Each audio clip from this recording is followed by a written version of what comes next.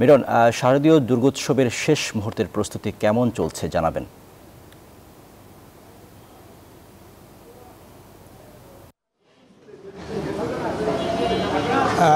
রিয়াদ সুমন, আপনি জানেন যে মহালয়ার মধ্য দিয়ে মূলত দেবী দুর্গার যে আগমন ঘটে মর্তে, সে উপলক্ষেই মূলত চলে প্রস্তুতি।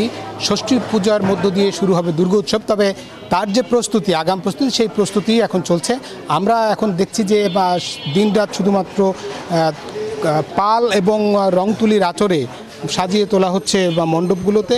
আমরা এখন আছি এই মুহূর্তে বরিশালের ভাটিখানা এলাকার যে মন্দিরটি, সেই মন্দিরে আমরা দেখতে পাচ্ছি যে রং তুলির যে আচরের কাজ সেটি আছে এবং সাজসজ্জার কাজ বাইরে চলতেছে।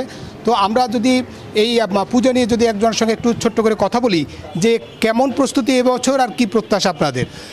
আমাদের প্রত্যাশাটা অনেক ভালো, আশাও ভালো, এবং আমাদের যে প্রতিমার একদম শেষ পর্যায়ের কাজ চলছে, প্রতিমা, তারপর আমাদের স্টেজ এবং অন্যান্য যে আনুষঙ্গিক যে কাজগুলি আছে, আমাদের কাজ একেবারে শেষ পর্যায়ে। এবং আমাদের প্রস্তুতি, আমাদের মনে হয় যে আমরা গতবারের চেয়ে অনেক ভালো অবস্থাতেই আছি এবং ভালোই আমাদের প্রস্তুতি।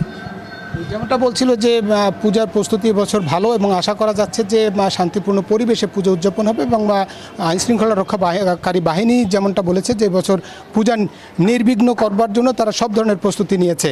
তা আশা করা যাচ্ছে যে ষষ্ঠী পূজার মধ্য দিয়ে যে দুর্গা উৎসব শুরু হবে, সেই উৎসব সবার মিলন মেলায় পরিণত হবে, এমনটাই প্রত্যাশা পূজারী, ভক্ত এবং আয়োজকদের।